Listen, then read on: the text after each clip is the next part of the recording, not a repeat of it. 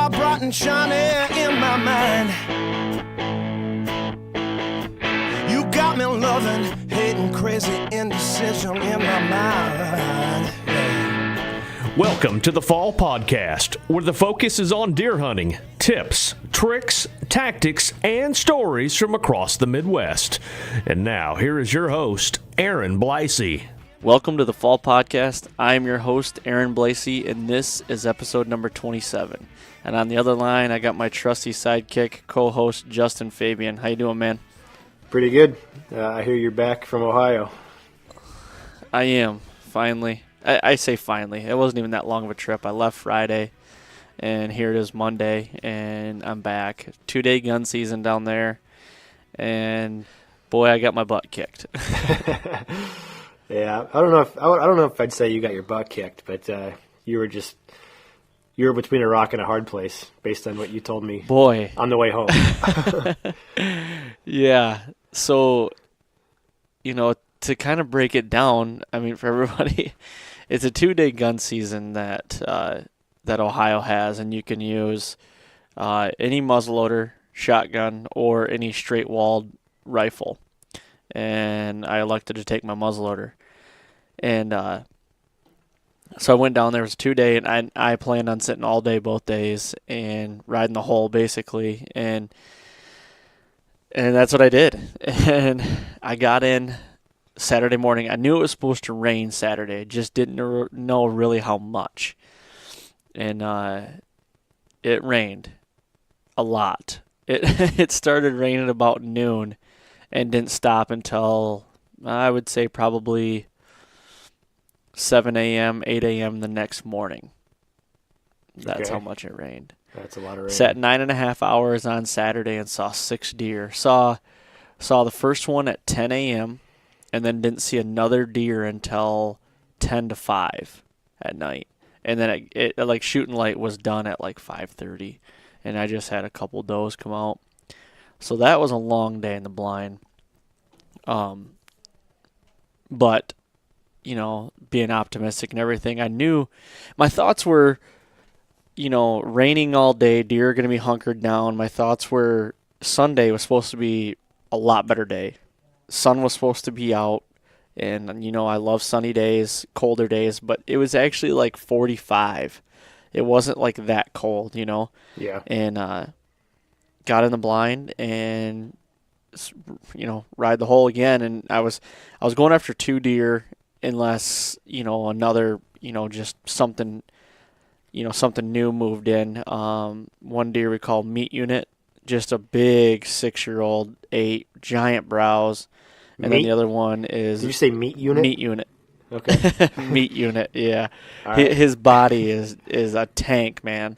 And then Bobby Boucher is the other one. And, and Adam and I got in the blind and started seeing deer like mid-morning. And we had a lull from about 12:30 to 2 o'clock. Never saw a deer. And then 2 on the rest of the day, we saw a deer. Ended up seeing 23 deer that day. Wow. And and last night.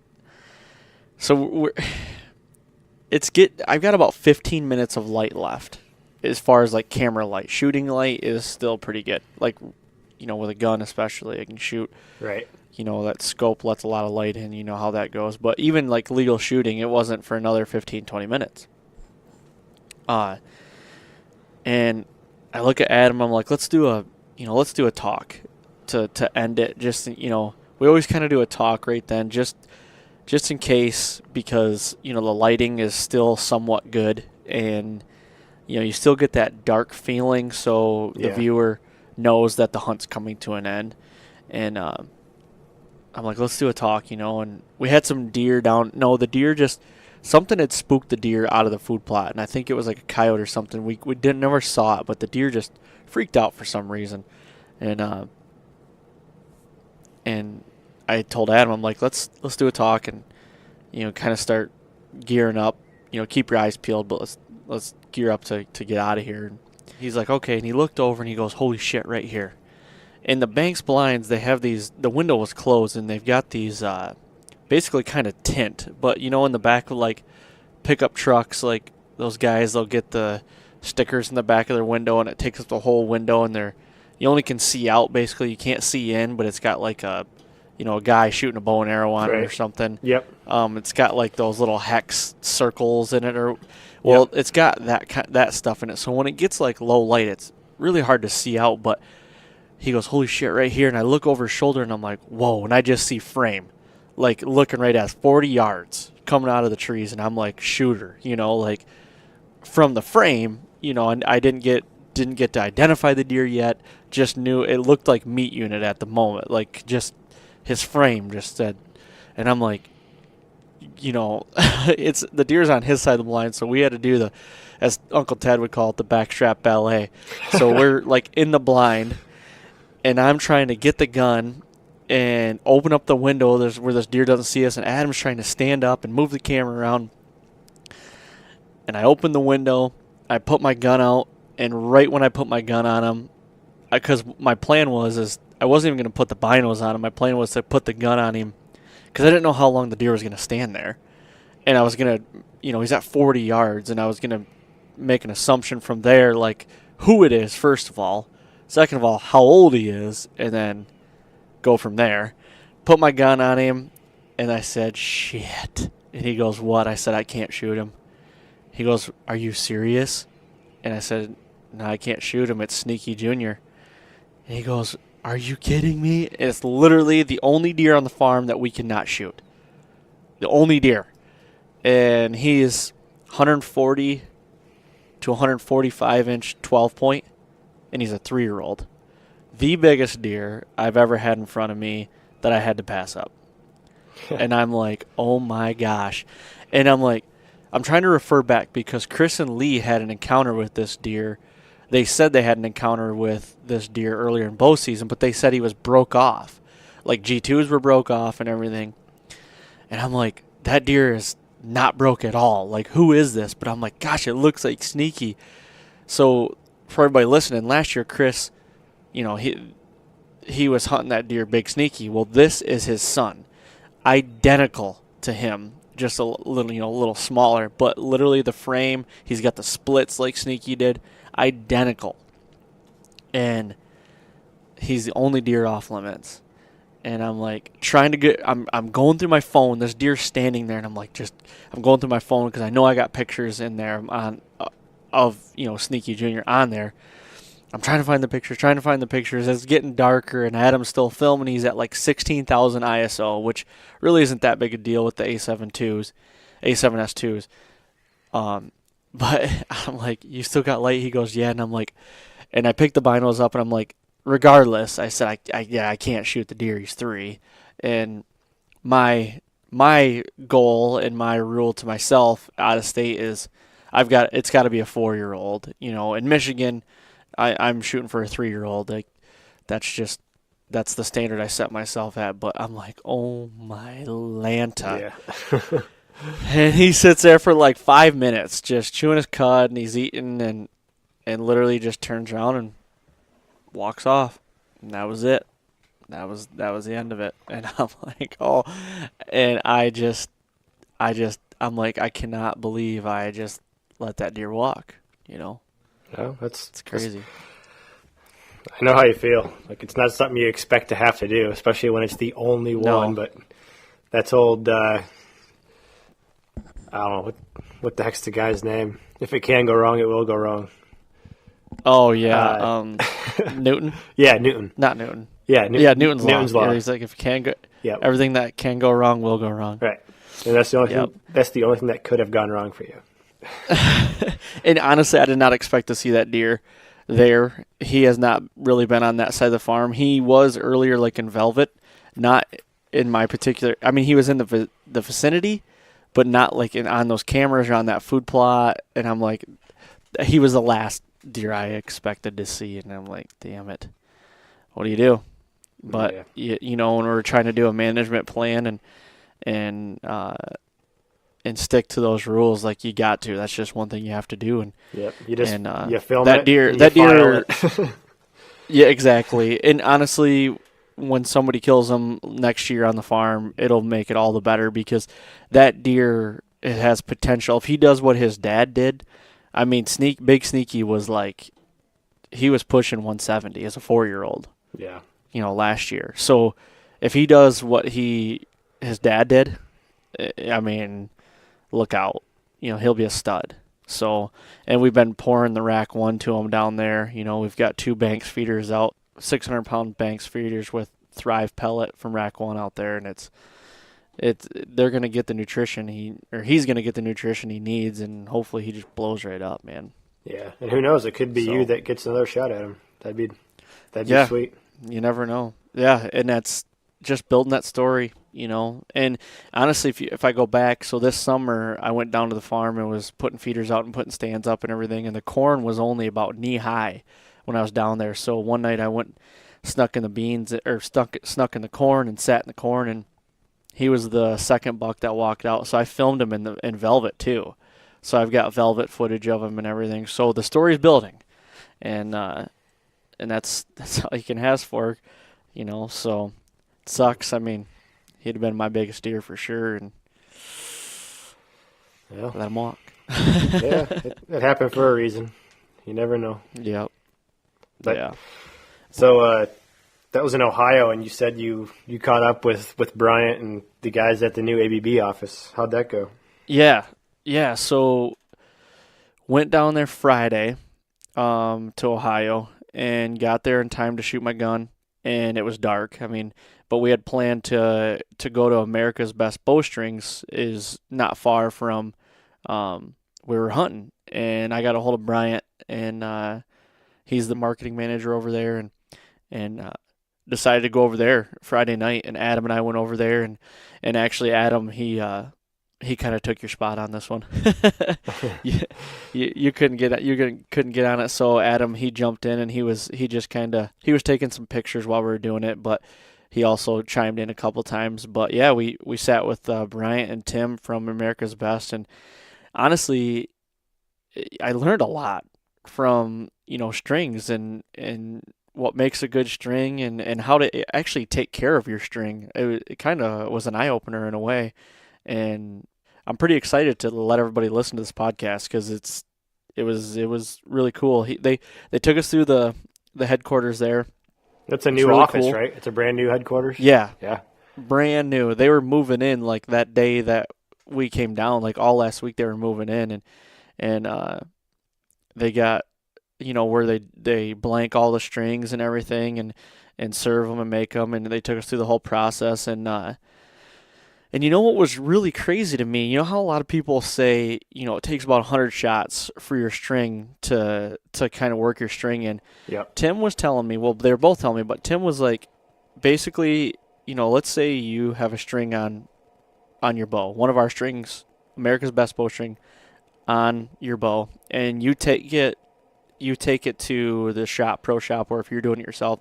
He said by the time, you get it tuned and you're paper tune it, and as much as you're shooting it for getting it tuned and everything, by the time you basically take it home, your string's already broken right there. Yeah. Which I was kind of blown away by that, because I always thought it would take, 50 to 100 shots, and he said that's not necessarily true.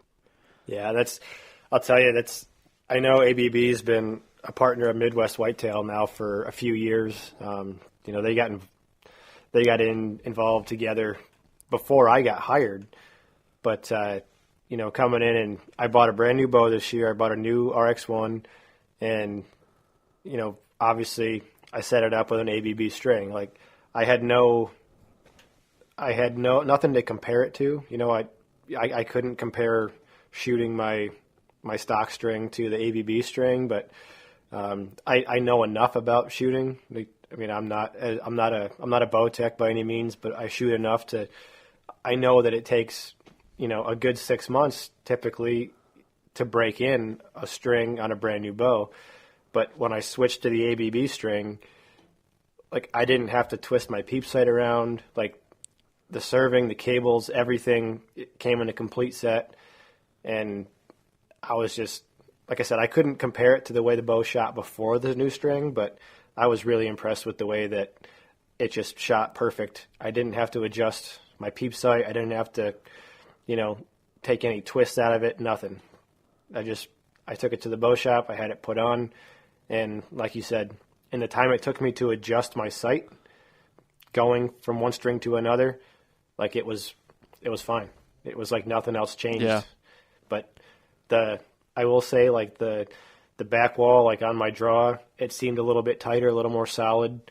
It wasn't, it wasn't really spongy to begin with. It just felt like everything locked in, and Yep. a big part of that's because those fibers they use in those strings are all pre-stretched, like, and for me, like as a consumer, and this isn't a plug in any other way by any means to say anything other than they're made in America. And I think as a consumer, like there's a certain number of people out there that will spend the money and support a company that says our stuff's made in the U.S. like 100%. Yep. There's just a certain bit of merit that goes with that, because there's not a lot of brands that can say that anymore. And I think it's something that is becoming more popular across the board in the hunting industry. But I mean, even without a sponsorship for Midwest Whitetail, it is definitely something that I would spend my money on. Right. And after seeing the shop too, I went down there, and it's not huge by any means, but it's really clean. It's it's nice, and it kind of makes you feel like a mom and pop shop in a way. Yeah. It's very like homey feeling. Yep. I walked in and I felt like I was a part of something. Honestly, Yeah. that I actually had that feeling. So, and that was the first time I've ever been there. First time I've ever met those guys, and they're awesome. I mean, they first class. I mean, hospitality, honestly, and showed us around and talked to us and answered any questions. And it was just, now I feel like we've got friends for life. You know what I mean? And they're Yeah. big hunters as well. So that goes a long way, and they take pride in their customer service as well. And that's second to none as well. So Yeah. it was really cool. It was a cool experience for sure. Yeah, that is awesome to hear, because I met them back in August at our summer meeting. We get all of our sponsor reps together and all of our pro staff from all over the country. They come into Iowa for a weekend, and we just say thanks to everybody and talk about the upcoming season, and, just talk about product and integration and filming and just everything across the board. Just a fun weekend we'd put on for everybody involved. And I met those guys and only talked to them for about 15 minutes, but like you said, just you take right to them and they talk to you like a real person, and it shows not only in their commitment to their product, but their dedication to the consumer. And like I said, it gives you all that more, it gives you that much more confidence in spending your money on their product. And it sounds like a plug, and it is, but like, it's just the genuine truth about that company, I feel like. And I've bought 2 strings from them this year. I have one bow, and I've bought 2 strings just for the sake of changing color. And that's the thing too, like, and we'll get into it here, once we get the recording going. But basically, one of the biggest things I wanted to know too was, like, to a lot of people, the string, a lot of people just say, yeah, it's just string, but we get into why the string's so important. Well, and realistically, I mean, if you didn't have a string on your bow, you wouldn't have a bow. You wouldn't be able to shoot your bow. So, Yeah. But it goes deeper in that. So I'm excited to fill everybody in on that. And Bryant actually wants to do a giveaway. And so this is the time. So everybody listening, we're going to do a giveaway, fully customizable, whatever colors you want. Platinum series, so the top of the line series, I believe that's what it is, their platinum series. Yep. And we're going to do a giveaway, and we're going to launch it sometime this week. I believe it's going to be Friday. So what we're going to do is America's Best Bowstrings, they're going to put on their Instagram a post, and it'll be explaining the giveaway. So what we're going to do is the post will happen, and then you're going to go in there and you have to follow America's Best Bowstrings Instagram page. So follow them, and then tag 3 friends on that post to be in the drawing to win that fully customizable string. And it's not going to be the only giveaway we're going to do. Bryant, I think we'll have a couple more coming up throughout 2019 hopefully, and we want to get one out there right now, but fully customizable, whatever colors you want for whatever bow you want. So I will if you guys just keep an eye on the Fall Podcast Instagram this week and the ABB Instagram, go and follow those guys for sure, and we're going to give away some strings and cables. So I feel like that's pretty cool, and that's cool of them to want to do that. So I'm excited about that. Yeah, that's a huge deal, and if you're not too familiar with them as a company and what they're about, check them out, americasbestbowstrings.com. And I don't think you could – there's not a bow on there that you won't find a string for. They can make a string for anything.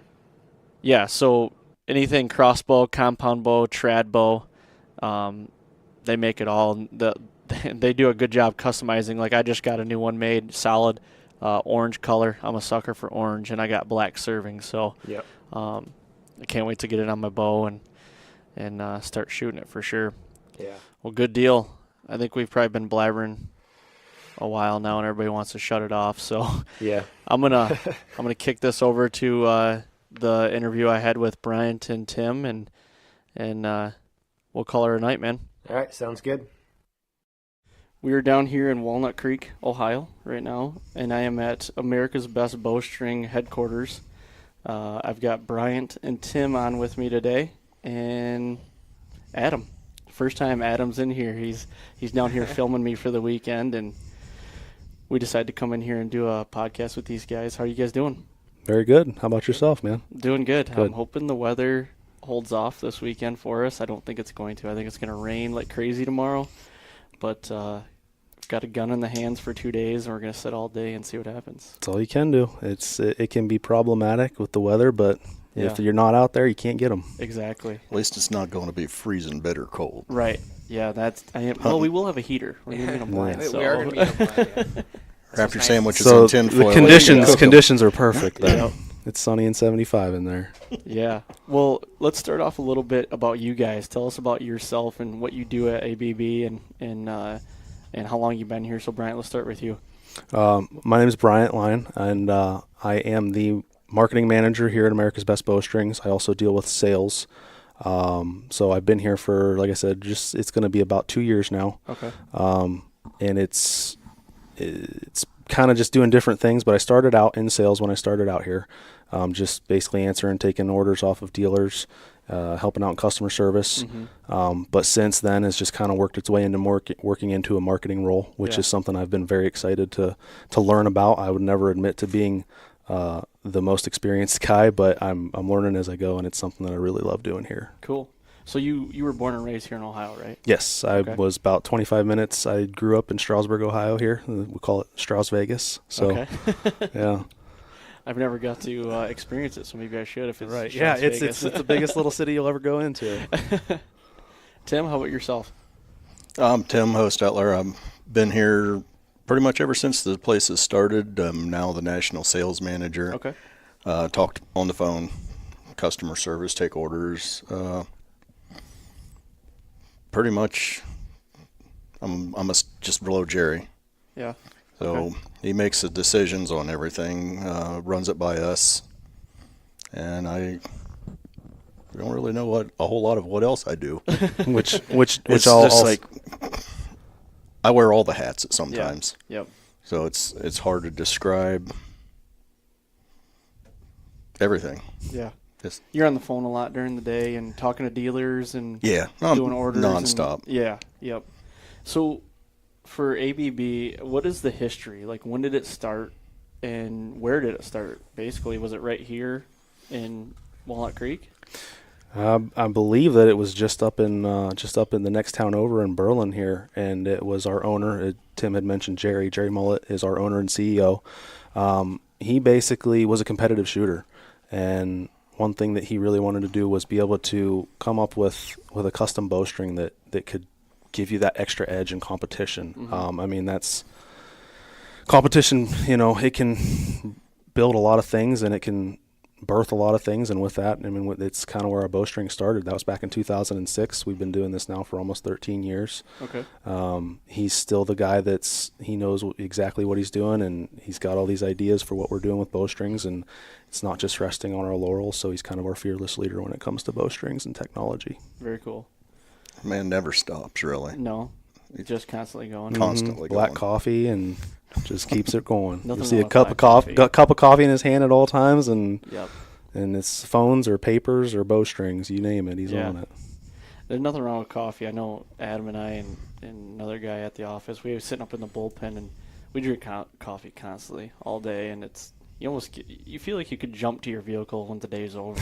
Really, it's like ready to go. Here we go. And on top of some Mountain Ops Ignite too. I mean, that's keeps you going throughout the day, especially when you're looking at a computer screen all day. So. Yeah, I've been having that problem. I got some wilderness athlete next door that I was pounding the energy blend. Yeah. And I was staring at my computer, and it was just like I would start shaking. It's like, okay, get up, take a walk. Yep. Got to go do something. Jumping jacks. Yeah. So, what is your guys' favorite thing about working here at America's Best? It's honestly, it's a lot of family. It's a very laid back atmosphere when everybody gets along. Mm-hmm. When you don't get along, it settles real quick. Yeah. It's like a family. You're going to fight like brothers and sisters, and you're going to get along like brothers and sisters. Yeah. And our entire dealer family, staff family, everybody knows each other. Mm-hmm. I'd second that. One thing that I'm going to say is I'm working in the archery industry. Yeah. I'm in the hunting and outdoors industry. It's awesome. I mean, it's kind of speechless when I try to say it, try to find a word for it, but I get to come in every day and do something that I love to do, talk to people who are interested in the same things as me. That's huge. I mean, if I was working in a manufacturing plant or something like that, and it's just like you're just punching the clock, just trying to get through. I've done different things before I've came here, and it's just like this is a job where you come in and it's just you're happy to be here. You're not just like trying to get through the day. Yeah. It's not a job. Right, It exactly. doesn't feel like a job. No. Exactly. That's the same one we have. I mean, we're filming and producing TV shows all the time, and I mean, it doesn't feel like a job hardly at all. And I've said before, like, when I come home off the road filming, like, I just want to kind of go out and hunt myself, and not have a camera. Right. But it's like, then you kill something, and it's like, well, I wish I would have had a camera then, So it's like, you just want to go out and relax. I mean, I don't know how you feel about that. Yeah, I mean, you're back home for a couple of days, and you're like, I want to get back in the grind. Yep. You're back home with the family. It's great, but after a couple of days go by, you just, I love it. Absolutely. To me, it's like you guys said, you don't have to work a day in your life. And there's freedoms here, man. I can't stress enough that how Jerry believes in each and every individual that works in this building. And there are freedoms that it's you want to learn something, hey, show me how to do this, or hey, I want to take this class on this online class here. It's like, okay, go ahead. Let's look at it. Is it going to benefit us? Let's do it. It's very nice to have a company that believes in you the way that, especially this one does. Yeah. Hunting season's a little tough. Yes, it is. We all want off. Yep. There's not enough vacation days. People are just out. Taking different shifts. Right. Call in sick, your hair hurts or something. Can you cover me? I'm going to go hit the pre-rut, please. Yeah, exactly. I gotta go make a copy. An hour later. Bryant coming back? No. I think he went to check trail camp. That's really. right. Exactly. He's got a big one. Exactly. He's got zeroed in. 3 o'clock's rolling around. He's got to get up there. Yep. So, talking about hunting, let's transition a little bit. How's your guys' seasons been? I mean, do you guys branch out from Ohio much, or do you guys just hunt right here in Ohio? I used to, but I've been sticking around Ohio. My fiance is just starting to hunt. This is her fourth year of hunting, and I'm trying to teach her. So Yeah. my hunting's taken a pretty good beating. Well, you showed me she just killed a good deer this year, her first one, right? She killed her best buck this year. That's awesome. And I get to sit there and watch it all. Yeah. It's just to me, it's just as good as shooting one. Yeah. Yep. Of course, I still get to field dress it because she won't touch it. You're doing the real work, really. Right. Yeah. I would say it's been dismal. It's been miserable here in Ohio for me.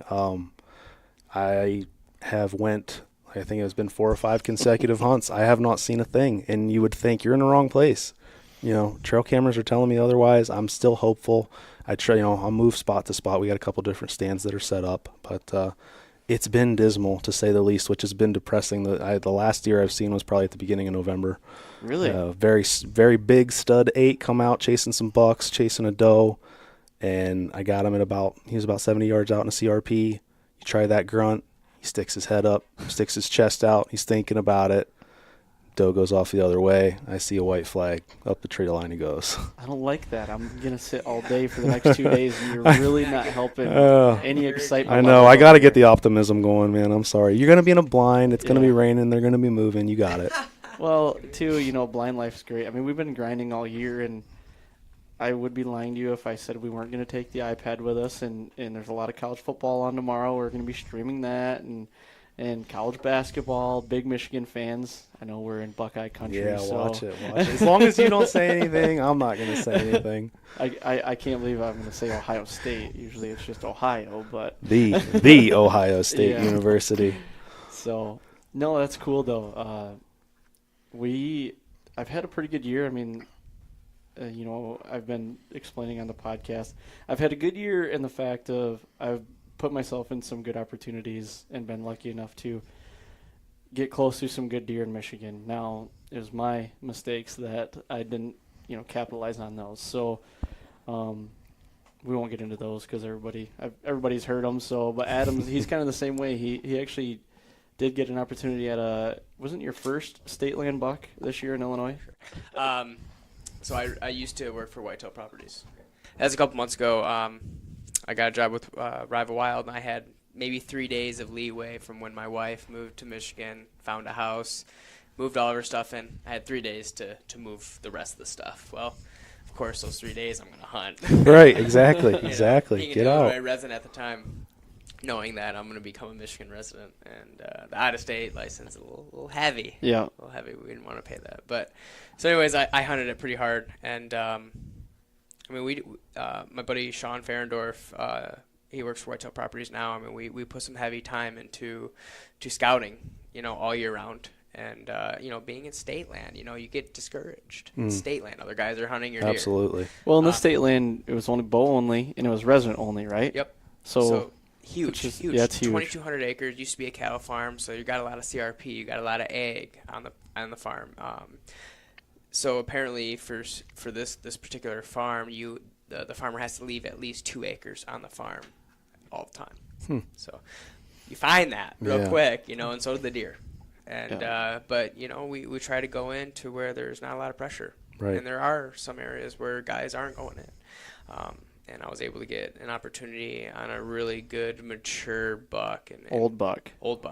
Yeah, I'm thinking 6'7", white face, stocky legs, and it was a startle at first. Yeah, right. Seeing something like that, and being behind the camera for so long, you kind of veer away from having that opportunity to hunt mature whitetail during the rut. Mm-hmm. And I had that opportunity, and it was awesome.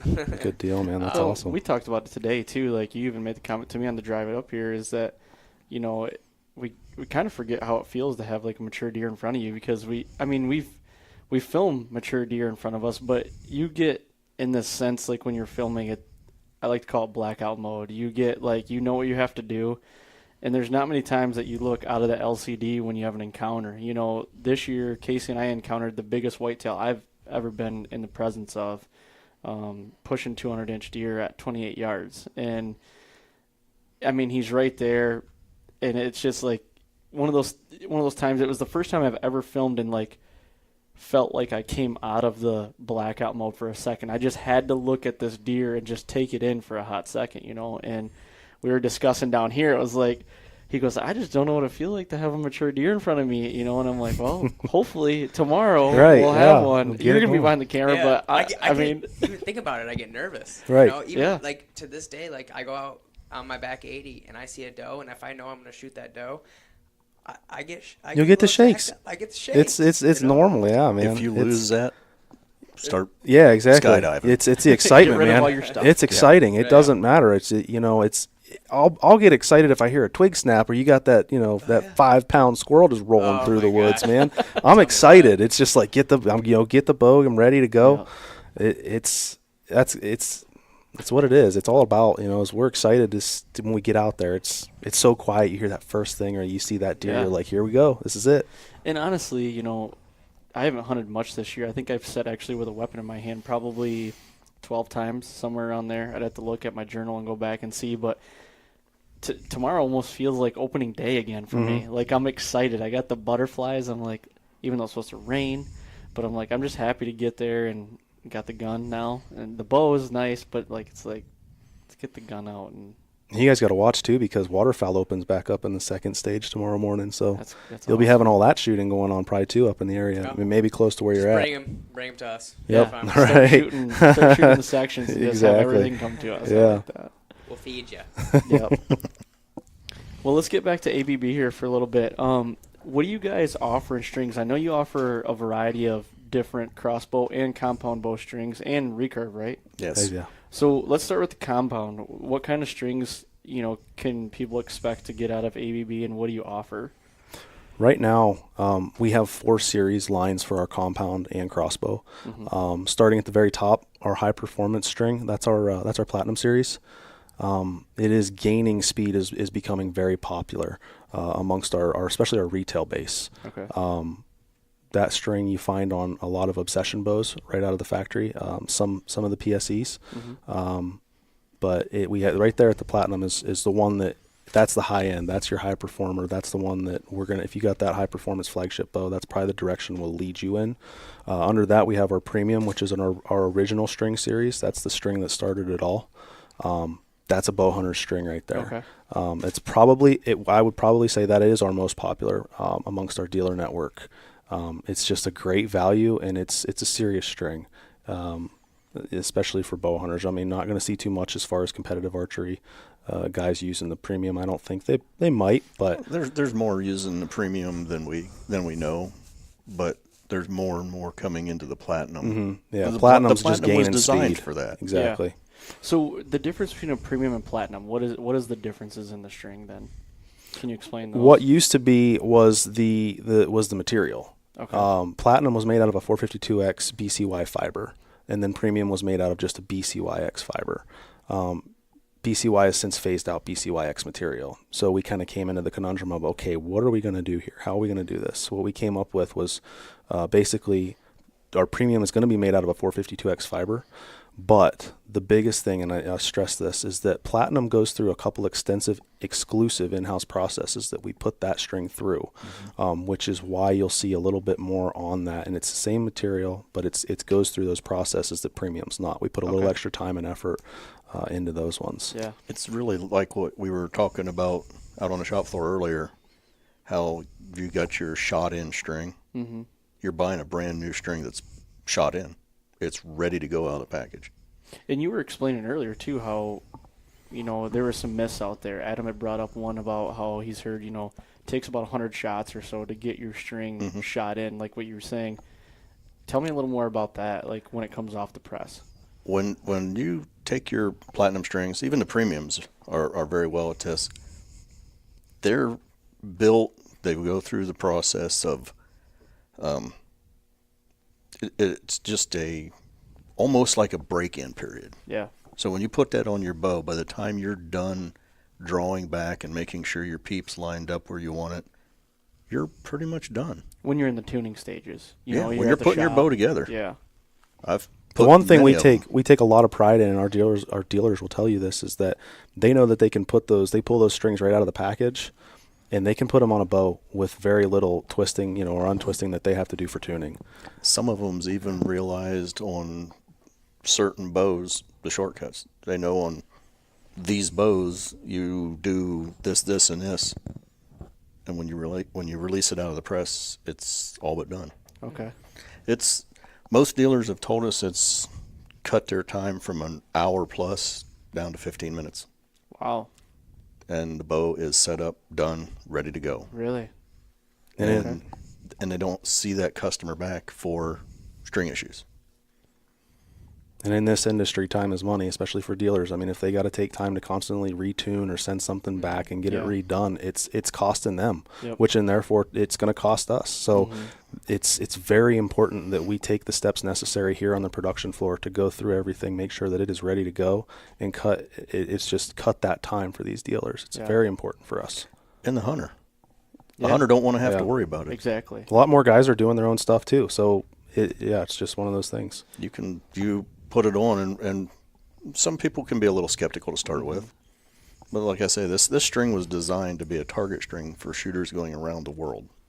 So durable, got to be durable, traveling a lot. Durable, different temperatures, different humidities. Yeah. Turned out, it's an amazing hunting string. Now, is there a big difference in strings? Let's say a guy has set up his bow for a whitetail, Midwest whitetail hunt, and then, Michigan, Ohio, wherever, Indiana, Illinois, that area.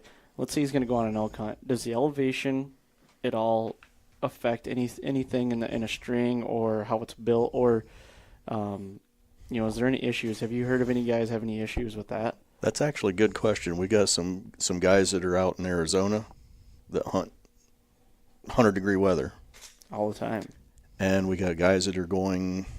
Well, right now they're out in the mountains hunting. Got a guy in Greenland here recently that just went out on a caribou trip, and he took these things. This guy's been everywhere. He's been out in Oregon. He's been, at least I believe, Oregon. He killed a very very nice, I think a Rosie is what it was. But then he's up in Greenland, and he's going and shooting a freaking caribou that, it blistering winds. He took an 80-yard shot. He's like dead on. He's like, I don't have to worry about these strings. There's no variables. Yeah.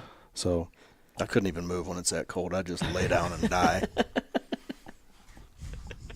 I need to have a fireplace or something. You got pictures. His face is like blood red. You're like, ooh. I'll tell you what. We left Michigan this morning, and it was cold. I mean, it was like 30 degrees this morning. We got to Ohio here, and it looks like it's November. Like right. It's the fall still here. Well, we are closer to Florida. Yeah. A little bit. I ain't got no better excuse than that. This is Ohio. You blink, man. Your chill weather will change. Yeah, that's the same way in Michigan. I mean, yesterday we had a skiff of snow, and then this morning it was raining. Yeah, and it's like we had an ice rink out here on our back porch here the other day, and now it's gone. So it's like, it was just yesterday ice rink. Now today it's just all melted. If anybody hears any clicking, it's just Adam taking pictures. So, so you had your platinum and your premium, and I know you offer a couple more strings. So we'll break down those strings as well. Your next step down is a grizzly. Okay. It's for a guy that's it's designed to be a performance string at a more of an economical cost.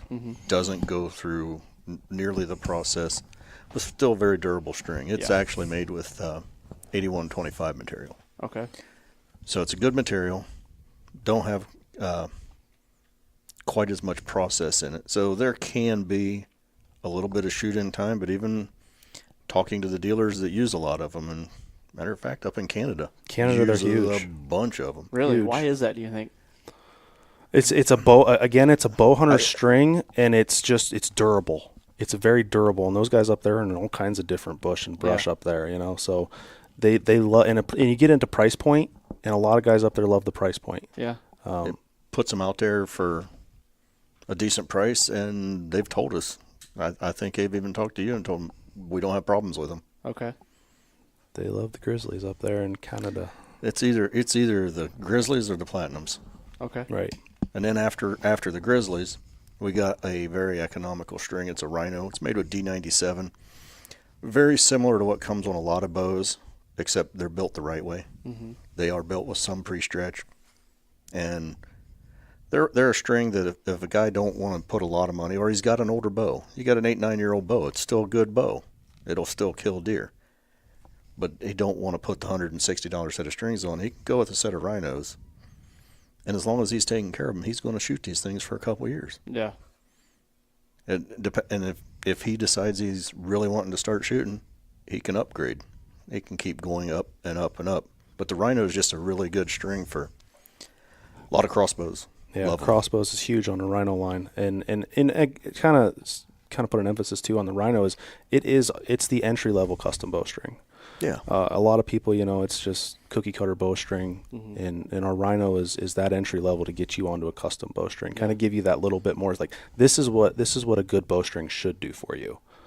Well, and it's like anything, when I got my wife into bow hunting, we didn't want to spend a lot on a bow because we didn't know if she was going to like it. So, you go on the entry level side of things and try it out for a year or two, and then really find out that she really likes it, and then that's when you kind of maybe you go up to a Grizzly, or that's when you go to a premium or platinum, and I get that for sure. And you gotta hit every demographic, and you gotta hit every line of from kids to women to adults to serious bow hunters to like you said, to entry level. So. And that's the great thing I think about us is we realize that it's a wide range market now. I mean, it's not just those old timers that are out there, right? Just bow hunting now. Everybody's hunting, and if not bow hunting, archery itself is becoming more popular. I mean, it is. You see a lot of younger kids wanting to get into it, and it's starting to, you want it to catch on. You want this industry to build more, and that's. We're always looking for different ways to market to those individuals. Yeah. Now, in all those different strings, with the Grizzly, the Rhino, to the Premium Platinum, do you offer all different colors with all those strings, or is that only a certain? The color charts do vary. Platinum and Premium, you pretty much are going to get anything that we have here. It's pretty much our wide fully specs. customizable. Yeah, fully custom. You can change serving colors. Yeah. The whole 9 yards. Okay. Once you get into Grizzly, you're looking at those solid colors. Pretty much all solid colors are available. And then once you get to Rhino, there's a choice of 16 different colors you can mix and match. Okay. But one thing I do want to say, and this is kind of one of those things that I'm not going to say too much, but we're talking about Grizzly and Rhino, and there's something that's going to be going on here at America's Best Bowstrings here very soon that's going to kind of change a little bit with those. I can't say too much, but we're pretty excited about what's going to happen. You can give it Yeah, to us. I know, right? Here it is, exclusive, right here on the Fall Podcast. Yeah. Dun, dun. But it's something we're really excited about. It's going to be releasing at the ATA show. We've told some of our dealers about it, just kind of those top level, some of the top level guys that we talked to get their opinion. And they're very excited about it. It's something they've said, this is going to put you guys next level as far as sales. That's cool. So we're very excited about that. And again, that's going to be something we're releasing at the ATA show this year. And it's going to be an improvement for crossbows, exactly, compounds, Olympic recurves. It's going to affect a few different, not just one style of bow. It's going to affect a few of them. That's going to improve it. Yeah. more customizable also. I can't wait to see what you guys have in store. ATA is coming up fast. So Yes, it is. We just had an ATA meeting yesterday, and it's like the other day the owner's like, holy crap, ATA's coming. It's like, yeah, that's where I was about 3 weeks ago. How far behind are we? Yeah. Oh, 6 months. Great. Mock the booth, get the trucks ready, let's go. Yeah. Well, that's cool. And what else does ABB offer? Is there a couple more strings, or do you have? Once you get into, you start getting at that point, you start getting into maybe more of the traditional archery, like your recurves and longbows. Like that. It's not, our traditional Flemish is probably the most popular as far as our recurve line. Okay. It's just, you see a lot of guys that want to do that recurve bow, and they're like, I need to upgrade it. Or if they go to a garage sale or something, they're like, I found this recurve bow, I need a new string though. Well, you're going to want to probably go with a traditional Flemish. Yeah. It's going to hold for good poundage. It's going to be real reliable for bow hunting. Very, very good string. Guys there. like them for older bows. The Flemish doesn't have a serving on it, and the older recurves didn't have reinforced tips. Mm-hmm. And with the material running around there, it still looks like an old school bowstring. Okay. It's braided together. There's more colors available now. I believe that's 16 colors are available in that. Over in my office, I have a 1957 recurve hanging on the wall that I got one on. Oh, really? It's sweet. Yeah. I can't shoot it, but it's sweet. I might hit the wall, the floor, or ceiling. I don't know. But a lot of those guys are liking it because they can have just a little bit of custom. And years ago, there was really either black or white. Then they came out with a yellow and then a brown. So they can replicate what their bow came with, and they like that. That's really cool. It makes that bow look like it's still old school, but it's got a performance enhancement to it. Well, look at the cars that they're coming out with now, the Dodge Challengers and the Chargers and everything. They still have the old school kind of look to it, but the performance is, could be a little better. So it's all relative, And kind of, I don't know if this is rabbit trailing off of what Tim's saying, but sometimes people don't think necessarily it's a bowstring. It's not, I guess, quote unquote sexy. Everybody wants to look at what sight is going to help them and, maybe what rest or anything like that. But I mean, without a bowstring, and this is something that I'm, trying to work that into what we're doing here, is without that bowstring, what do you have? I mean, you just have a bow. Box now of you could parts. just have, you could have a, yeah, exactly. You could have any string on there, I guess, and it might get the job done. But what we're doing is we're building that high performance string to help you. And it can be an afterthought when you think about a string. It's just like, I'll just knock my arrow on here, pull back, and that's it, is what it is. But looking at a custom bowstring, you'd be surprised to see the performance upgrades in the feet per second that you could see off of doing this. And then you get into the custom aspect. Everybody wants something custom. I mean, we're doing custom dippings. We're doing all these colors with, your silencers or anything like that. And there's so many options you can do with these strings. So just like you just said, because before I got into the custom bowstrings, it was like, it's just another string. Like you said, knock it, shoot it. Shoot's great. Shoot's fine.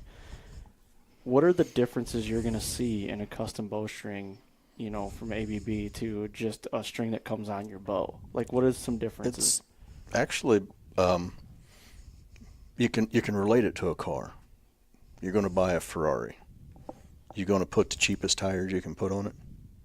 It'll hold air. It'll roll down the road. Yep. But you get a performance bow and you get aftermarket custom bowstrings, you're going to get every ounce of energy, power, consistency you can get out of that bow. It won't move. And it'll make you a better archer. It's because you now have confidence in your equipment doing the exact same thing Exactly. time after time after time. Consistency. and with no variation. I mean, that's key there. It's our tagline. One of the things that we go by is peace of mind is priceless, and I mean that's what we believe. You're not going to see peep rotation. You can see peep rotation on some stock strings. You could have trouble with peep. Like that's something we'll see. Hey, my peep's turning. What's that going to do? And we stand behind these things. With our Platinum and Premium, you're looking at a year hassle-free warranty, and we mean hassle-free warranty. We're not going to put you through a whole bunch of hoops just to, if something's going on there. And that's our 1-year hassle-free warranty is against serving separation, creep, and peep rotation. And it's something that a lot of people like to see that. They like to see that, so there's a company standing behind what their product is doing. Because sometimes, and you're getting a person on the phone too whenever you call. I mean, a lot of times you're going to get an automated messaging system, and good luck hearing from them maybe in a week. Right. We're sitting here, and there'll be days where the phones are busy, but we'll sit here, and if you have an issue, we're going to take care of you. And that's one thing.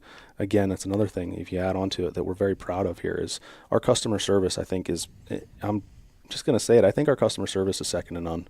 I really do. We got people here that have been doing this for a while. And we're just the same as everybody else out there. Mm-hmm. We know the issues that people deal with, and we want you to enjoy your experience shooting and hunting.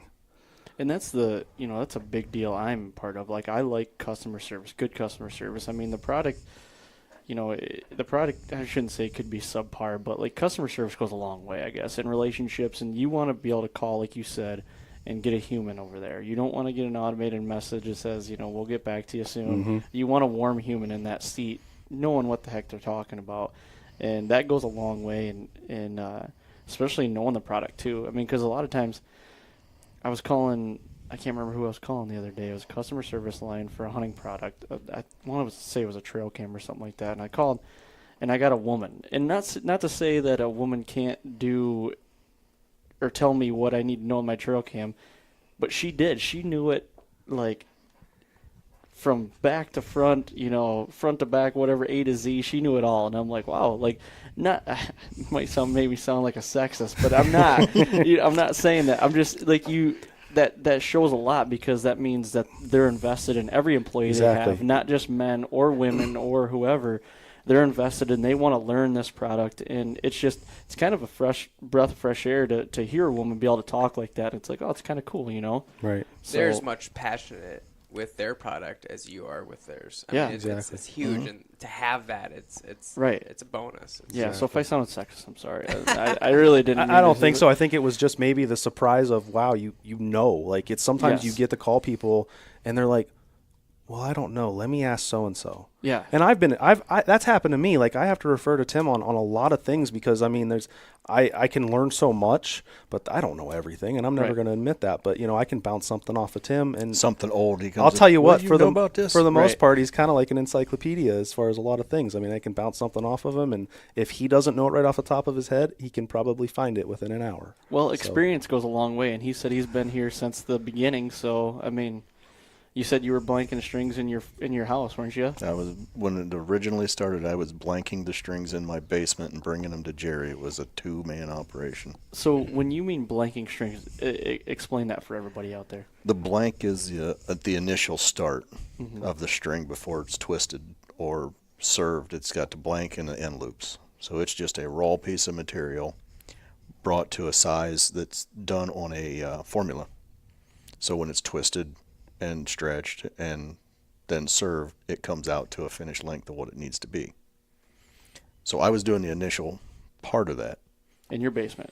In my basement, at home, bagging every one of them up, putting them in the mail, because at that time the U.S. mail actually worked. I could send them one day, they'd be at his house the next day, and he'd take them into his shop and he would finish them up and send them out. Mm-hmm. That was crazy. Yeah. How many were you getting done a day? Well, I had a full-time job elsewhere, so I'd come home at night and get 10, 12. And how many are you getting done at this point in time here? Me personally, none. I stay out of their way. They'd serve my fingers into them. But when we're full cooking capacity, I've seen it's been almost as high as 150 sets. Yeah, a day. I'm almost thinking that we had a day that we did just about 170 sets in a day in our busy season. That's from start to finish. Yeah, and again, there's a retail customer base, there's a dealer customer base, and there's an OEM customer base. And I mean, in the busy season, we were cooking. I mean, there was smoke coming from back there in the manufacturing rooms. That's pretty good with having only 20-some employees. Yeah, exactly. I mean, it's really and worked. Something is a lot of what we started with last year is we started getting into, I guess I don't call it being like a lean process. Basically, finding ways that we can be quicker, by if it's something that's just as simple as not taking as many steps to walk half across the production floor to go pick up material. Quick and efficient. Exactly. It's finding our efficiencies to make ourselves faster, and it's worked very well. And it's not just the ownership that's in the production manager. This is our employees that are coming up with these ideas, and it's like, let's try it. Let's run with it. Let's see what happens. That's where you see the passion come exactly. from. That benefits everybody. Yeah. If you have an idea, we're going to listen to it, and everybody has a voice here. It's not just the suits, even though none of us wear suits, but it's not those guys, those company guys that are just like, no, we're going to do it the way that we want to do it. We're not interested. And you can tell your users come from the people that make them. Right. And that's your best. Like with when I guided in Ohio, your best clients are your best intel is from your clients. Right. Same position that you guys are in. That's huge. Yeah. Do you guys do like factory shooters and pro staff stuff like for, I'm sure you guys have a staff that you go out and, whether they're hunting or that they're competitive shooters, like you guys involved with that as well? Yeah, absolutely. I mean, we do have competitive shooters. We have some hunting pro staff that we're very proud of, and we work with them, but along the lines as far as like the media guys that we work with with Bow Hunter Dye. I've been with those guys for several years. Those guys do awesome work with what they're doing, and they're growing too. And recently, just this past year, we picked up Midwest Whitetail, Bill Winkie and Midwest Whitetail, and we've had a great relationship there. It's bow hunting is like I said, it's coming back, it's making its way, and we're working with great people that portray what what we do, and it's real. You feel more real when you're watching some of these, and they're on digital platforms too. I mean, if we want to talk about it a little bit there, but that digital platform is starting to become that's where you're going to find it. Yeah. Your consumer not every cable is dying off, and whether we like it or not, you're going to start seeing these more digital platforms are starting to take off, and that's what these guys are doing, and it helps us to be seen, big bases. Well, and that's the thing too, like you said, digital, the YouTubes, the carbon TVs, the Right. MOTVs, and like what we're doing right now, a podcast. I mean, a year ago, I started listening to podcasts a couple years ago when I didn't even know what they were, and it was still kind of on the upswing. About a year ago, they really hit, and it was like everybody's doing these things now, and I really like doing it, obviously, and you get to meet new people like yourselves. We're down here in Ohio having a good time and BSing and learn about new products, and the networking that's part of my what I like. I like talking to people, meeting new people, and even though they're Ohio State fans, it's fine. OH. But I don't have anybody to return that because I don't know if Tim follows it. I'm not a sports fan. Yeah. I don't. This is what I deal with. Tim's don't not a sports follow fan. I'm none a of junkie. yeah, You well, might as well be a you've had an Michigan upper fan hand then. the last couple of years. So. Right.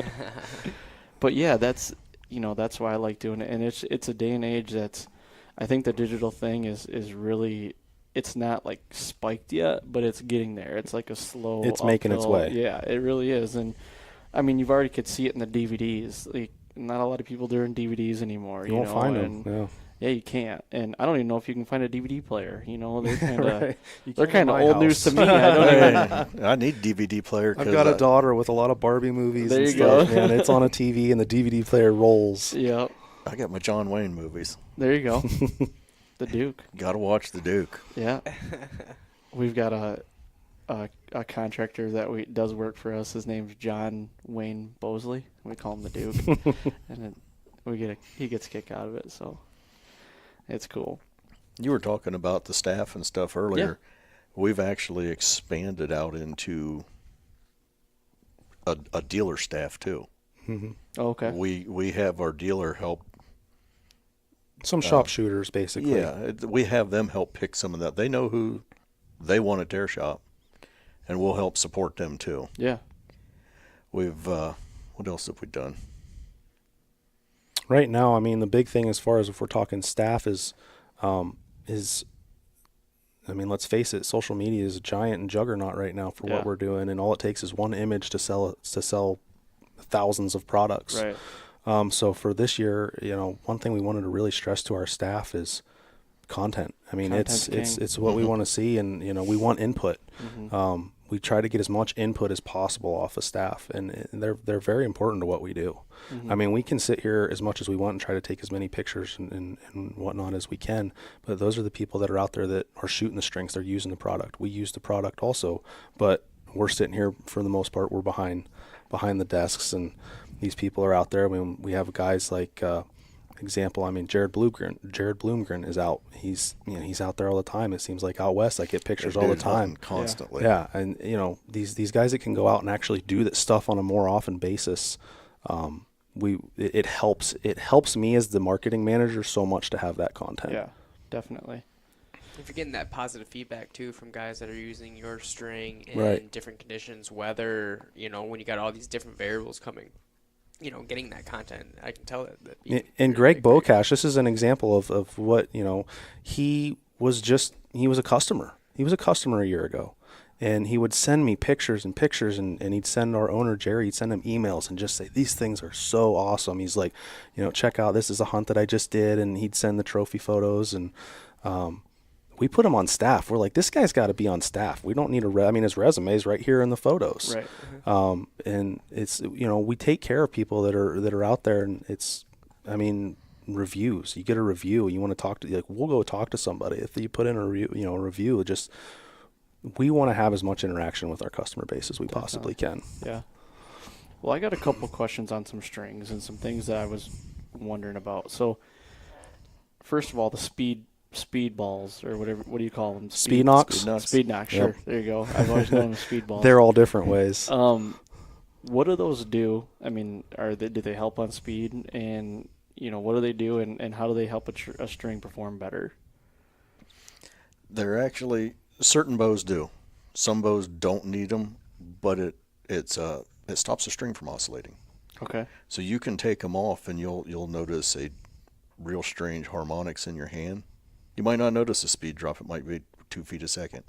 But when you put it back on, that dead feel in the hand can be caused by speed knocks. Okay. Because it takes the whip of the string and cuts it in half. And a lot of people ask what those are. I mean, what we use is we're using a little brass insert. It's brass knocks. Yeah. It's what it's been in old school. We put them on kind of and always been what it is, yeah. go through the clamp. But a lot of those, some bows, huge. Yeah. It'll take 12, 15 feet off of the bow. Really? Can you gain that much on it too? If you take them off first and put them back on, you'll gain it back. Years ago, when we first started putting them on, you would gain your 265 foot a second bow would gain up 8-10 feet. Really? And that was at a time when 8 feet you would notice. Yeah. Now you got a 340 foot a second bow, and it's shooting 341. Yeah, bow technology, man. It's very crazy of everything that they're doing right now, and keeps us on our toes for sure. They're very important on nose bows because it's not so much for the speed now as much as it's for the harmonics in the bow. Vibration and Everybody says it's that dead in the hand. yeah. That's not a vibration anymore. Right. It's a harmonic. Yep. And they're hearing it, and it's starting and stopping instantly. Mm-hmm. It's not been dragging out to the point of half a second. Now it's a tenth of a second. It's there and gone. So it's dead in the hand. And one of the things I had that very question asked to me today, and the one thing that I think of is the bows come, for the most part, when we put speed knocks on a bowstring, we got factory specs. That's what's on it. These engineers at these bow manufacturing companies know that there should be a reason that that's there. Mm-hmm. So you get the question sometimes, the guys that'll be like, "Oh, I want to take my speed knocks off. I don't need them." The one thing I always think of is, well, they come from the factory like that for a reason. These things are tested like that. So as far as the speed knocks go, I mean, that's kind of that's the mindset that I have, is these come from the factory like this. So there's a reason that they are there. There's engineers, the way they tune these bows, and the information that they can come up with is with those speed knocks on the bow. Okay. Now, and also with, behind you got some strings that you got twists in them and everything, like different color variations. Do you see a difference in, over there you got a orange and a black one I see. Do you see a difference in just a solid color and just a twist string as far as durability, performance, or anything? No. Nothing at all. It used to be. Really? It really used to be. The single color strand was the ticket. We've done some studying, done some testing on the platinums. Yep. With what the extensive processes that goes through, we don't care if it's 2-color. Yeah, I just didn't know if there was difference. durability issues or performance or anything. Not really. I mean, it's really at that point it's a customization option. Mm-hmm. I want solid colors to be seen a little bit better. I've heard that same thing. Is a solid better than a 2 twisted string, and it comes clear down to the color base. Right. Yeah. The A dye and the fluorescent color fiber is actually white. Yep. With a tint. Okay. Red is actually the heaviest color out there because it's got iron oxide in it. Mm-hmm. I learned that from when I used to mix paint. Yeah. A gallon of red paint is physically heavier than a gallon of white. Really? And that's what the PPG guy told me. That's everybody's homework assignment that's listening to this. Go out, buy a red gallon of paint, white gallon of paint. Prove me wrong. Right into America's Best Bowstring and tell Call Tim, for Tim. he is wrong. The phone number is Yeah, it'll be listed in the show notes.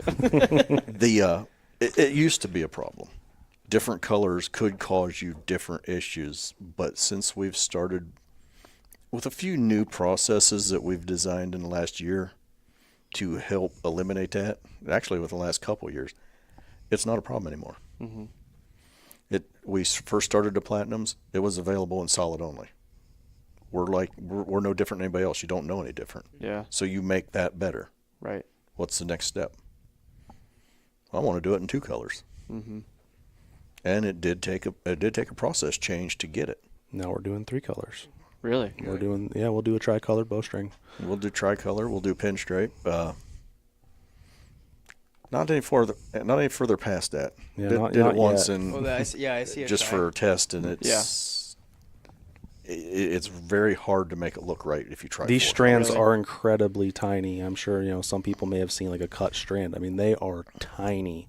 So, you have to separate these things, for the most part with your fingers and going through there just a little bit at a time. Mm-hmm. It's it's fun. It's how small these fibers are.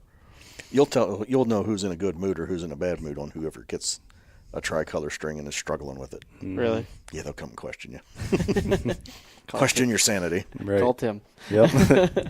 That's it, man. You figuring it out. Call Tim. Ask for Tim. Yep. I'll pass the buck.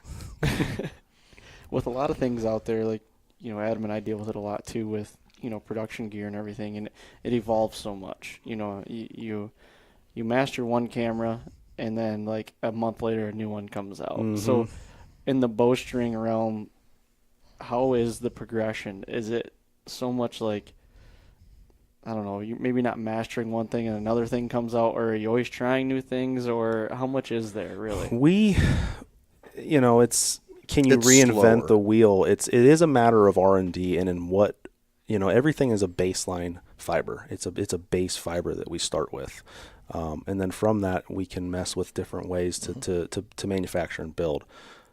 Is it something that, reinventing the wheel? I'm not quite sure, but we're going to try to find out. We just set up, we're in our new facility, and one thing that we did set up is we're setting up an R&D, a very nice R&D room, with some machinery that we're going to test some stuff out. Torture test some We're stuff. going to find out. Yeah. Beat it up and see what happens. Mm-hmm. And that progression, does that follow up with, as these bows are getting quicker, smaller, faster, what changes for you guys?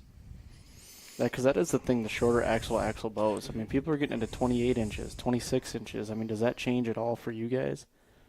As far as strand count, sometimes. As far as aggressiveness and serving material, like, for example, there's some bows out there that, when they go around, they're aggressive on the bend at the cam. And one thing you might see is serving separation, and you can replace that bowstring 10 shots later, same thing is going to happen. In that aspect, we messed with material to find out what's most durable for that. And it seems to have worked. We corrected that problem very quickly. About 98 to 99% cured. Yeah. Really? I don't know if you're ever going to get rid of serving separation entirely, which is probably one of the biggest things that we see as far as a warranty is, you'll see some serving separation. It's been getting better and better and better. That's with every string. Exactly. We've got dealers that call us with a warranty that don't know what to do, and they've been dealers for years. Really? We've never had to call you for one. When you're a dealer what's for this process 6-7 like? years, and this is the first time you've called for a serving separation, they don't know what to do. It's kind of a feel good because it's like, It is. and when they're dealers that are buying a substantial amount of strings a year, that's a lot of string, Yeah. and they're not having issues. It surprises them that Right. that they had a problem. Which will get taken care of very quickly. Yeah, we don't hassle anybody. Yeah. Yeah. We're customers too. Right. Yeah, Yeah. that's- We know we know how we want to be treated, Right. and we know if you get a hold of somebody giving you bad customer service, you're not happy, Right. and you're not happy fast. Yeah. Sometimes there's a process. Sometimes it's, there's been times where I've had to take, a day or two, maybe even sometimes 3 days. And that's just communicating with the dealer and find out, what is the issue? What do we really need to look at to try to solve the problem? And it's a two-way street sometimes because we can't be there physically. And Right. we can you send us pictures, send us some video. You can explain it a little bit. It's rare to get really crazy ones like that, but I mean, it has happened. And when it can be a dealer on the West Coast, they're still open right now, Right. and we've been closed for however long. Mm-hmm. So sometimes it does take, when they're busy, they have to get back to an email or they have to come in early to call and talk, and we just want to find out. Right. We don't want to. It's not that we're not going to do it. We just want to find out so we don't. Is it something we did wrong? Is it material? Is it just a fluke? Mm-hmm. Because the last thing we want to do is send you the exact same thing and have you Right. call back. Right. Exactly. That's The the day one after thing we you get it, tried. 'cause- Yep. Very hard not So to you really want to replicate. get to the root of the problem, figure out what that is, and that's Sometimes you'll get a Frankenbow. I mean, that's sometimes where the problem comes into, where we get a little stumped. It's like the dealer doesn't know. Maybe the cams were changed out, or maybe the limbs were changed out, and what was available when the bow was initially bought, it's not available now. So they had to do something else to change it, and the dealer wasn't aware of it. So then we're just trying to put that puzzle Troubleshooting. together. Exactly. I've had a Frankenbow before, actually. I have, and it was What a was it? disaster. You remember what it is? I do, but I won't say. Oh, okay. We get a lot of them, and it's some of the older bows. People will get 2 or 3 and make one, Yeah. and it's something I always hate to say. It's like I have no idea. Mm-hmm. I know all the parts you got, but I have no idea what you're going to put on it. Well, I think it was kind of my fault too, because I ordered it custom. I wanted camel limbs. I wanted a black riser. And I wanted like all these other different things, so it was probably my fault. And it came back with like a twisted riser, and I'm like, I don't know if that's my fault, but I can tell you it's not a company that I'm close to right now. I gotcha. So. I gotcha.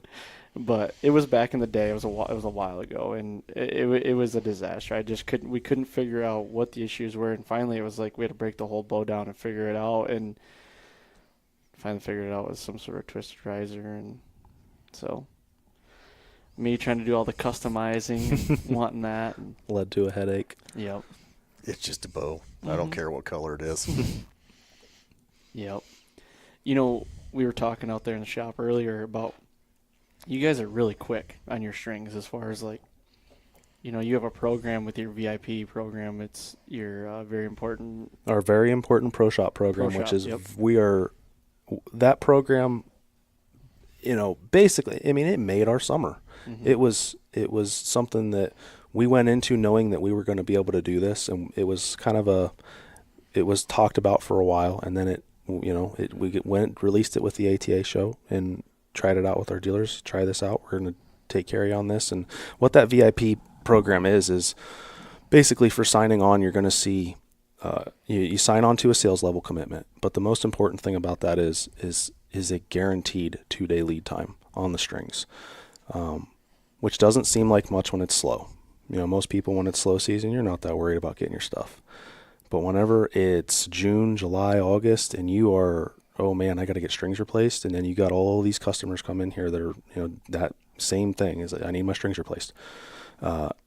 They can call us. They call us to place the order. 2 days later, those strings are built, sent out, and they're on their way on a second day air. So if you order on a Monday, your strings are shipping out on Wednesday, and you have them on Friday. It's That's a quick turnaround I think time. that's really quick. And honestly, even in your busy season too. right, and that's the thing is busy season. The dealers that made the money is the ones that signed on for that program, because they had their stuff coming in quick enough that they could keep turning them around and just keep moving customers in and out the door. And that, again, it goes back to with our strings is the installation process, is how quick they can turn that around. I mean, I can't stress enough in this industry is time. Yeah. It is one of those things time that is money. You either have it or you're not going to have it. Yeah. But with that VIP, we're very proud of that, and that's something we're still working on for this year. We're going to, we're expecting to see more. And honestly, I think the number was about 65% of our business came from that program. For the year so far. That's awesome. And it got crazy in July, August, and September. It was unbelievable to the point of averaging 170 sets a day on order. I'm sorry. Yeah, and I mean 170 sets a day on order. That's a lot. And there wasn't missed orders. I mean there may have been 1 or 2 that slipped through, and we sent in 3 days, and they were sent on the next day. So the dealer still had their stuff in 4 days. Wow. Are you guys looking for more dealers all the time and more pro shops and stuff like that? We're always on the lookout, and we have a sign up, especially with our website, for anybody sometimes it's hearsay, and sometimes it's surprising how you hear about it. There's a lot of different reasons. But customers coming in asking, I want these. Yep. And then they contact us. I've had a dealer one time that said, I spoke with this other dealer, and they told us that you guys will take care of us, no problems. You're going to take care of us fast. You got an amazing product, and we want to be part of this. Gotcha. But yeah, we're always looking. There's 8 hours in a day, and so, most of the time it's more than that here in the offices. But when we're calling dealers, we try to call dealers. We try to have a good contact with our current dealers. And then, our retail business jumped up dramatically with our new website this past year. Okay. And that was huge for us with the retail business. Is how much that jumped up. And then on top of that, again, we had the OEM. So it's something, and we continue to, we're hoping and expecting to see more growth for next year. Yeah. Constant growth is always good. Yeah, absolutely. Retail business jumped up, and because there's a lot of people that I didn't realize this till just a couple years ago. Their closest dealer is a 3 to 4 hour drive. Really? So there'll be 2 or 3 buddies there will go to that dealer and they'll buy a press and work on their own stuff. Because that's 3 to 4 hour drive one way. Yep. That's a long way to go get your bow tuned. Yeah, and I won't just let anybody just touch my bow either. And it's him and I were talking about it today. I'm starting to accumulate all my own stuff, with the vise and press and everything, and doing it all my own. I just ordered new serving tools and new all this, and I want to do it all myself and keep learning, because I feel like if you learn all that stuff, you're gonna know more about your bow and everything that goes with it, and how you can tweak it and tune it better for you, and if anything goes wrong, I know it's on me. So, which is interesting, is something you're talking about. You're starting to kind of get into it on your own. One thing that we found that, and there's a lot of this out there, but for us, we started this thing last year called ABB Tech Tips. And yes, we're a bowstring manufacturer, but again, we're archers, and sometimes we'll get these phone calls of people that are like, hey, I know you guys, you build the bowstrings, but hey, what can you tell me how do I tie in my peep? I kind of want to do some of this stuff on my own. So, what we saw is, well, let's start some videos. Let's just go run over in our media room and lay down a little bit of video and edit it up just to, so we can speed it up to get through the process. And it's done very successful for us as far as those tech tips and getting, and sometimes that's how we've stumbled upon customers. Hey, I saw you guys on YouTube with this tech tip, and, I'm kind of curious about your strings. Yeah. We'll probably never release the blooper tube. Yeah, we've got some pretty good ones. We've got some pretty good ones. It might not be PG. Well, that goes with the digital age you guys were talking about too. The tech tips, to tie in a peep, a minute to 2 minute video that's quick, and somebody can look at it on their phone if they want while they're doing it out on the field. You know what I mean? Tying a new D-loop in, that's stuff that is definitely can be. It's simple. It's simple stuff that we can put out there and show you that that's confident. Now, there's probably a ton of videos of people tying on D-loop and stuff like that. It's just kind of wherever you go to look for it. But we are putting that out there to help out, especially with some customers and some people that are, just kind of, I guess, maybe shy about the fact that I want to learn this, but, where do I go to see it? Where can I learn this? One thing I want to know, too, about string care. So let's say you get a new set of strings. What is the best way to take care of it? I'm going to let Tim. Don't jump in the shower with your bow. No joke. We did have, there's some stories. There are some crazy. Taking a shower with their bow? It was dirty. Wait, what? It was dirty. So somebody got in the shower with their bow. Or I don't. Did they So just put it? Did they just? They took it in the shower and then wanted to know how to fix it because it was all fuzzed up, and I'm out. You got me. I don't know. So you're I've saying never the shower heard that. I'll does never not forget when I heard I don't know what about this one, but you guys got to come and check this out. Did you direct that one to Tim? No, that was to him. He It came got that, to and me, it was like- just you hear it out of the office, and you're kind of like, you don't know what to say.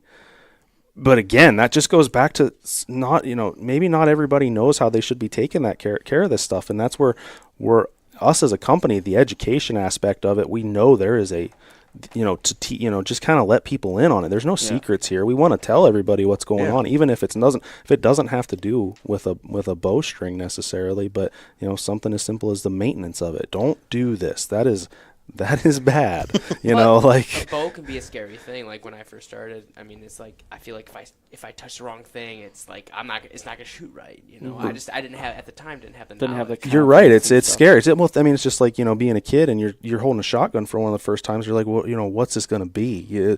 But yeah, a bow. I mean, heck, I'm only a couple years in with a compound, and I still to this, you know, I'll go and shoot in our range, and I will still just there's a lot to go into it, man. It is a discipline. It is a discipline. And hear him yelling. But we're like so rabbit trailed here. But kind of, I guess, go back to the maintenance aspect of it. The better you take care of it. Keep it clean. Keep it dry. How are you cleaning it? With a dry towel. Dry towel. Okay. Clean, dry towel. Don't washcloth stress enough towel. like a dry Just towel. wipe it off.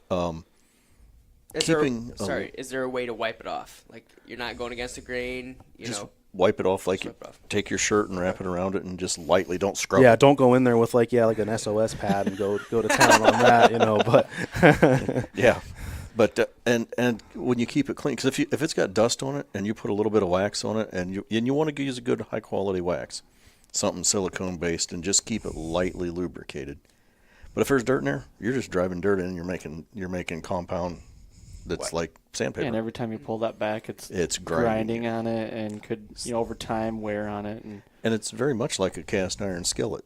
You will, or a muzzleloader, you treat it, and the more you get it treated, and it'll spread out.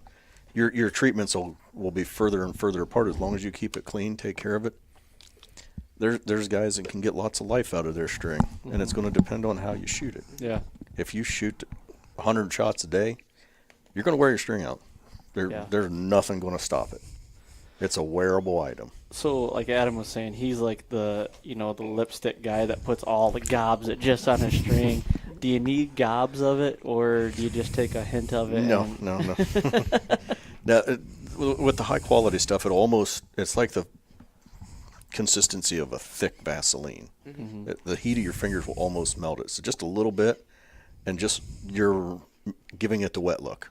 Just a light. I'll take wet my look. fingers right on the tube, on the top of the tube. Just rub your fingers on that, and then I just on the exposed strands of the string. It's just kind of rub it in that exposed material, those fibers. I would say to try to keep it away from the servings. You don't want it on the servings necessarily. Just that exposed fiber is where you're wanting to rub that in there between your thumb. I'll use my thumb and forefinger and just put that in there. You guys would cringe if you saw that. We've seen them though. We've seen them come in sometimes with it. And you know what? I guess they're. Everybody has their own way to do something. I mean, what we're saying is not necessarily it's what's correct and what's correct and what's not. It's the Bible. Yeah, that's just the way that we do things at America's Best Bowstrings. At the end of the day, I just didn't know. Well, that's the thing too. Like so you're that chapstick tube that you're going through one or two a year. Really? Right. Well, either I'm losing the cap and it's drying out and I'm throwing it away. That does suck. I've got one twist on mine. I've had it for 2 years. Just that one twist. There's probably still I lose them before 99% of it. And what about cold weather? How does that affect it? Because right now, my bow's at my house. It's sitting in my garage, not heated. It's in the elements, or it's not in the elements. Sorry, but it's the cold weather. How does that affect the string? I have had my bow. This is no joke, and I don't have a case right now. And when I leave work, or not when I leave work, but I will have my bow out. I'll go hunting. It's been in cold, and we're here in Ohio where it's cold. You'll get a warmer day. There's a fluctuation like crazy with the temperature. Like if it's inside, outside. Exactly, and so I'll leave it in there, and then I can bring that thing right in if I want to do a little target session, and it's right where it should be. One of the guys that we work with, he's out west. He left his bow. I think he said it was like he left it in there for like 30 days in like high heat in a truck. He was testing it. There was nothing more than the fact that he wanted to test this and he wanted to give us some feedback. Mm-hmm. He's not an ABB shooter. He's not he's not XYZ bowstring shooter or anything like that. But he's just a guy who wants to test gear, and he's a good friend of ours, and we value his input. He put it out there. And at a meeting we had, he came back and he says, "I want to let you guys know that thing is doing great." He says, "I torture tested it."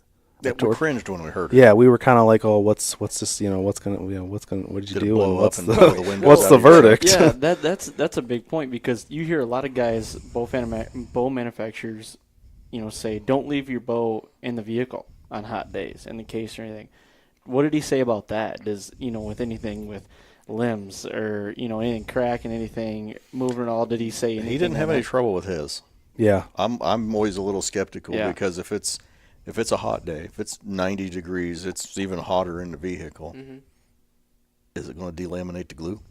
And That's where I'm at with it. I was going to say, if this gentleman's listening, I'm high low in that 30. It could be a little under, it could be a little over, but it was around 30. I remember having this conversation. 30 days. Yeah. God, it's aggressive. Wow, I feel like I'd pull my bow back and pull the cables and strings and wheels right off of it. Like it's just gonna be mush or something. Sweat. Well, you were talking about even the cold. Yeah. My bow room is unheated, and it's. Well, I'll tell you, you don't stick around out there very long if you just go out and grab your stuff and get. I mean, if it's sitting in a tree, we had a day that was like probably high of 18. I wouldn't even hold my bow. And it's just sitting there. It's just sitting there, and it's like, oh, what if something's going to roll through? Everything's going to work. But that's the confidence of it. Again, that's that peace of mind is priceless. As we test these things, we know what to expect from it. I have a test for you, and so when you get everything set up, I'm interested about something, and one of the big fads and one of the big growing things is ozonics, scent crusher. Yep. And how it breaks down bacteria and everything. So there's this thing going around that says, let's say I've got a scent tote, okay, and I've got all my camo in there, my safety harness and everything. People are saying that if you put direct ozone to your safety harness, it will break down the fibers and the safety belt and everything. What would happen to a bowstring? Because some of these guys, they have like these bronc box deals. I have a variation of it that my bow goes in the lid, but it's not it's kind of like a bronc box, but it's kind of a DIY thing. Right. I put my ozone unit right in there, an Oz unit, and it emits ozone all the time. And every time I close the lid on it, I'm like, well, shit. Am I going to come in here? My bow is going to be wide, it's going to be laid open. The limbs are going to be blown up like cam sticking out the end. Exactly. Because that does look awesome. Yeah. It looks like it's supposed to be there. But is that something that... That's a pretty good test that I don't think anybody... I haven't heard anything. But I would think with a string, just because of the way they're built and they're twisted, if it starts to come apart, your marks are going to be off. Yeah. Your timing marks. Right. Something's going to move, very, very seldom do you draw it back and let go and it just explodes. As much as somebody says that's what happened, there's likely that what happened is there is a broken strand of fiber somewhere in that bow. Yeah. Or a knock broke, or the knock wasn't all the way off. They torqued it just a little bit more than what they realized. Because these new bows that are radical, you look at them wrong and they derail. Yeah. But if you shoot them right, they're shoot through small trees. Yeah. I've never seen a bow, like you said, blow up pulling it back, but I've seen limb cracks. I've seen just about everything but limb let the crack, kitchen sink come out. I mean, but to have a string I was just holding it at full draw and it blew up. No. Yeah. There had to have been some strand in there, or Right. it was, or somebody cut happens. it like when they were putting the peep in or something. Yep. I've dry fired a bow before. Sounds fun. It's not so much of if you've done it, it's when you will do right. it. Didn't even know it happened. Yeah. It happened so fast that it was done and over with, and I'm white as a ghost and not sure what happened. Bow didn't blow up, but it made a lot of noise and it made everybody around look. I was going to say, were you by yourself? No. Usually happens when Neither- you're on the range talking with buddies Yeah. and Yeah. you get in a routine Yeah. and it's like you pull the bow back and One time was in a shop. I've done it twice. sounds fun. No, it's not. I'm riding a streak. I haven't done it yet, thank goodness. Knock on wood, I have not done it. Yeah, I'll do that At also. some point in time, Nice, it always but- happened. Yeah. I had a release bust in half. Yeah. I shot the ceiling. The release hit the target. Yep. You and were I on. punched myself in the face. That's punched yourself in the face. Good one. One of my good buddies. He uses a four-finger release, and he went to pull back his bow one time, and that thing came unglued. And he came back, popped himself, knocked his two front teeth out, like wedged them back, and he had to get them pulled out. like broke. Like This 3 hurts teeth. right now. Just Yeah, I know. Like he hit himself so hard. So when I was back in high school, I got an injury playing football on my shoulder, and I couldn't pull my bow back that fall. And it was straight back and everything. Well, the way I had to pull my bow back is I had to like pull it down and then kind of like bring it up to myself. Seen that so maneuver. Still, that's how I shot it for a full fall or all year because my shoulder hurts so bad. Now that's how I don't do one of these like if you have to pull your bow back. Yeah, like you're doing like the Hulk Hogan thing where he's doing you're that pulling pose. way too much pounds. Gosh So dang it, I used to do that. so I do the pull it down and hopefully I don't get my teeth knocked out. Yeah, but man. No, but you'll throat punch yourself. yeah, right in the Adam's apple. I've done that with release go off because after punching myself in the mouth Yeah. twice in a row In a row. little blood, I started drawing low, and I draw just about here and then come up. Mm-hmm. It went off, and this was actually the release war. The edge of the sear was round, and I punched myself right in the throat. Even when I took it back to the manufacturer, they looked at it and wanted to know how I actually wore the edge off. Because where the sear was on the sides was brand new, and the center was round. I don't know. I just shoot it. Yep. Hard on things, Tim. Yeah. Yeah, but I punched myself in the throat. That's why he sits behind the desk, man. I ain't allowed to have sharp objects or toys. That's why we can't have nice things. Right. They took all the erasers off my pencils. And took the pencil sharpener away. Well, cool guys. We've been at this for a little over an hour, and I appreciate you guys coming on and doing this, and hopefully covered a lot of things that everybody wants to know about bowstrings. I've learned some things. I know that. I'm glad. Have to I'm use glad. the whole wax. Right, yeah. Don't use the In one whole sitting. chapstick. Right. We're going to have a wax excited. classroom shortly after this. Right. Adam, Yeah. you're in the front row. Excited. Well, yeah, man, we're super glad to have you guys in. It was pretty exciting to hear you were going to be down this way, coming down doing a hunt, and it's however we can get ourselves out there, because again, it's that concept of a bowstring's not sexy necessarily, and anytime we can get out there and get in front of people and tell them, think about this, kind of almost rewire your thinking as far as a bowstring. It definitely something we will sit here and we will talk to whoever wants to listen. Yeah. So. Because if you think about it, your bowstring, no matter how good or bad your bow is, controls every ounce of it. Mm-hmm. That's where that energy is Every coming ounce. from. If you Without don't have it, a string, you're not shooting a bow. that's right. And if you got one that moves all over the place, you're still not shooting. You're not hitting anything. Yeah, you're not doing anything. You're mad. You might hit something, but it's not what you're aiming at. Yeah. Neighbor's tree. Cat. Yeah, nothing about that. That might be on purpose. Yeah, I ain't saying nothing about that. Yeah. I love animals. I plead the fifth. I didn't hear nothing. Yeah. I like Chinese food too. You got any camel hump back there? Well, cool, boys. I appreciate it again, and hopefully we'll do this again. Yeah, Yeah, absolutely. I'd love to. Thank you for having us on. Yeah, thank you Yeah. very much, guys. This No has problem. been nice. Just sit down and BS and talk about bowstrings and hunting and anything Tell else. stories, Anything else that lies. we've gone on to, is the rabbit trails. It's kind of like a typical ABB meeting. We'll sit down and we'll have right in front of us. Here's the paper. Here's the outline. This is what we But follow. you always go off of it. And then We we are don't in. even use it. Who knows where it's at? Yeah. Yep.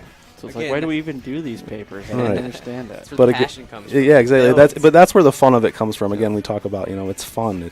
We know we can come in and just have a conversation. We Yeah. can be serious and Right. we can have our stuff straight. But then there's times where we go off into another dimension sometimes. And sometimes that's where you get your best ideas. Yeah. Exactly. It is. Working Like the outside the ozone box. idea. You guys need to test that. Absolutely. That's something we're taking straight to the top tomorrow. We Get all it out need tomorrow. We all want to Ozonics and chests. Yeah. Well, yeah. We got there's some scent crusher bags and stuff that I think we can get a hold of and There work you some go. stuff on. There you go. Well, cool. Let's wrap this up and call it an evening. Absolutely. Thank guys. Thank Appreciate you. it. Thank you. Cross on your brain.